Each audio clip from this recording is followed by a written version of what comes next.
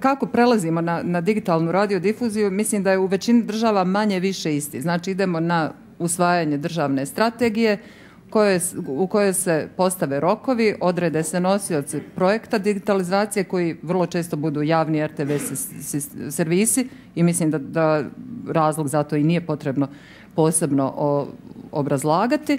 Odrede se načini finansiranja, načini informisanja javnosti o planiranoj digitalizaciji i onda poslije toga slijedi odluka o digitalnoj dividendi. U Albaniji strategija dakle prelaska na ovu digitalnu platformu još uvijek nije usvojena, još uvijek je u fazi rasprave. Rok je predviđen za 2012.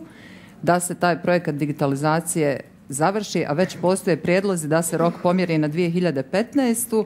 i mislim da nam kolege iz Albanije poslije mogu govoriti o tome da li će rok biti, koliko je izvjesno da će rok biti pomjeren i da li je to, koliko je to korisno za Albaniju. Prema nacrtu strategije, evo i ovdje ćemo vidjeti da je nosilac projekta Albanska radiotelevizija, odnosno javni servis. Ono što je specifično za Albaniju i o tome bih ja voljela da čujemo kasnije jeste da već postoje neki digitalni operatori u Albaniji koji rade bez ikakvih dozvola i pokrivaju gotovo trećinu teritorije. To je onako specifikum koji mislim da nismo se sa tim suočavali u drugim zemljama. Što se tiče Bosne i Hercegovine, već smo jutros čuli dakle da je strategija, ovdje pogrešno piše, usvojena u junu 2008. Dakle 2009. Rok za gašenje je 1.12.2011. Mi smo dosta iz Regulatorne agencije za komunikacije, dosta smo blisko sarađivali sa slovenačkim regulatorom i učili smo iz njihovih grešaka.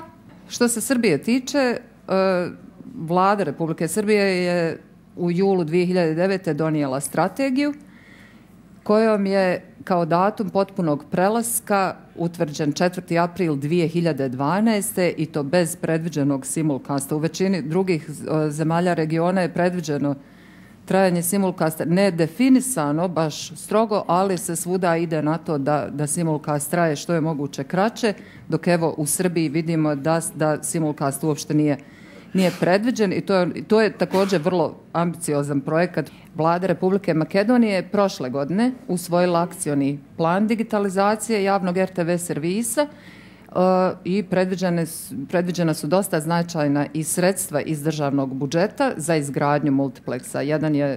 Dva su za potrebe javnog RTV servisa u iznosu od 10 milijuna eura i dodatnih 7 milijuna eura za osposobljavanje javnog servisa za HD produkciju i početne troškove prenosa. Vrlo ambiciozno zvuče i planovi i rokovi, pa ćemo sa zanimanjem čuti detalje ovog projekta.